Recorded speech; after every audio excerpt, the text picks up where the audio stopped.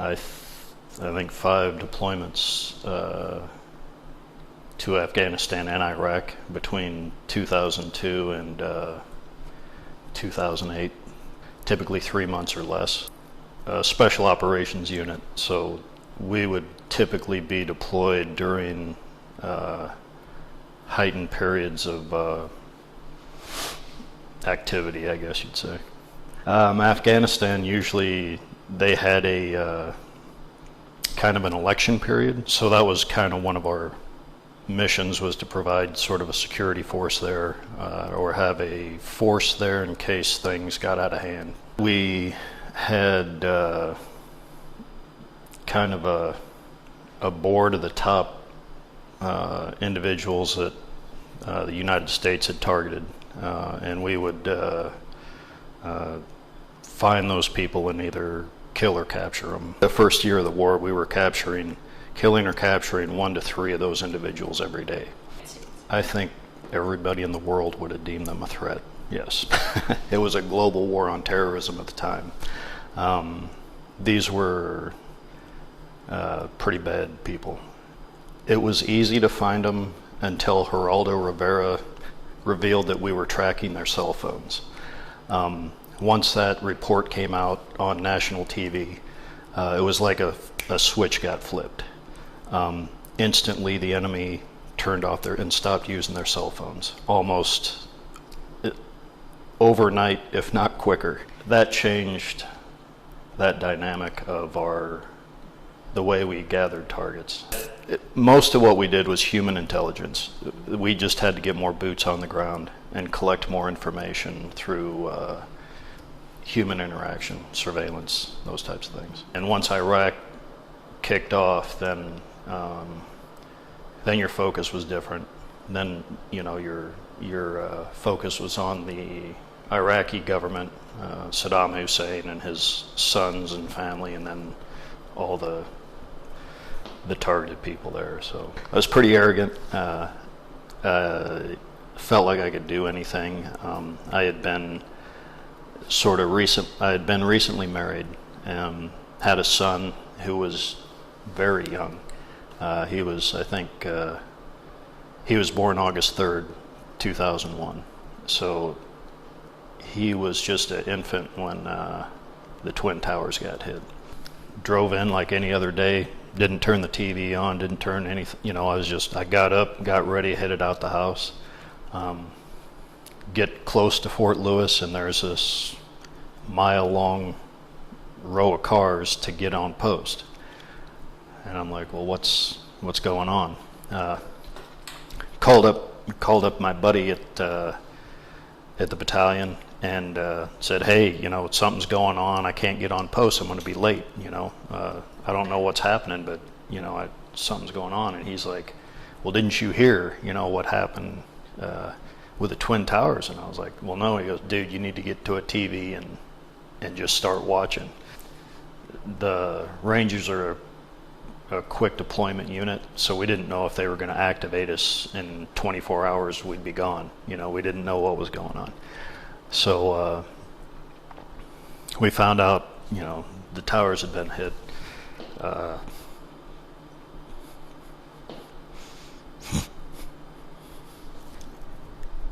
that a hard thing to realize that day? Well, the hard thing was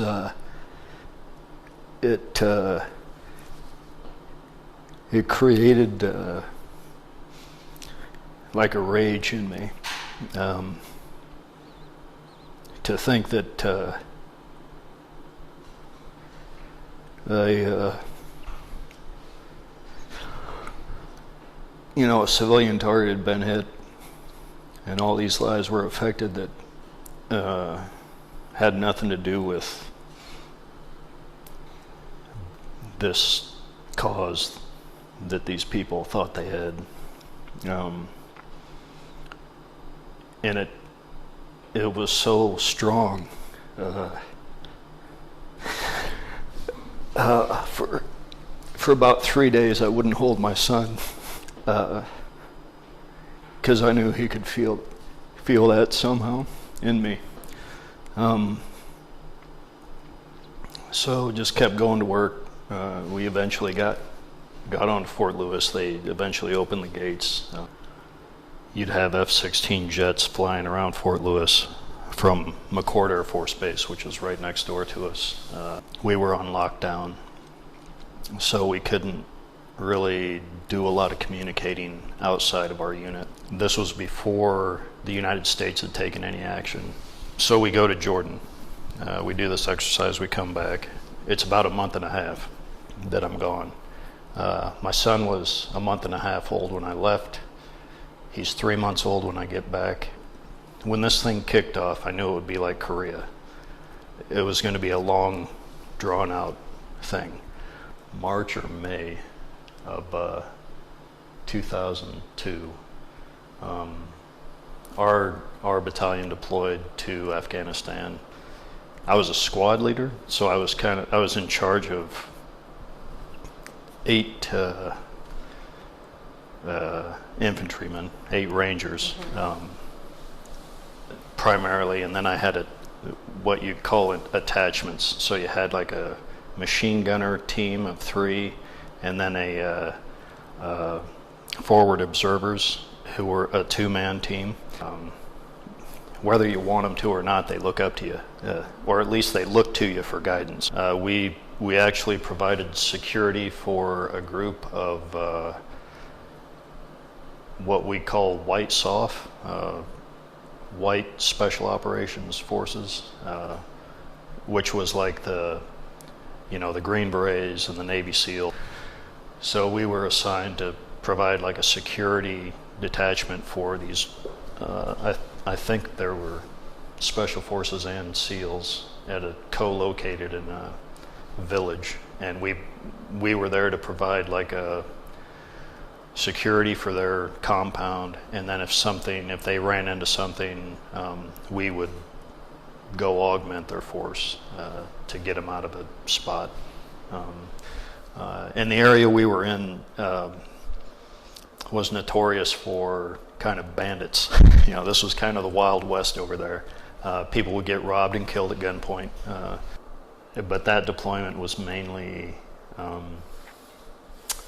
a lot of patrols. I remember crawling into a tunnel one time that was suspicious with a flashlight and a 9mm pistol. Tie a rope around my foot in case something happened, they could drag me out. My concern was it was maybe a weapons cache or a place to hide stuff. I think most of the time I was there, I was more concerned about the lives of my men. That's when things kind of started ticking, changing in my mind as far as what I thought I should be doing. Once I made that change, my job was to help soldiers deal with their issues. If they had issues, I did my best to help them. A lot of them trusted me because they knew I had been in their shoes. So even people that outranked me, that knew that I was their age, could open up to me. And I believe in a destiny or a plan for my life. I'm a little religious. And I have my faith is probably what sustained me the most. My faith sustained me the most. Even when I had doubts, or I thought I need to get back into the line, into the infantry. I do better there. I'm better at that.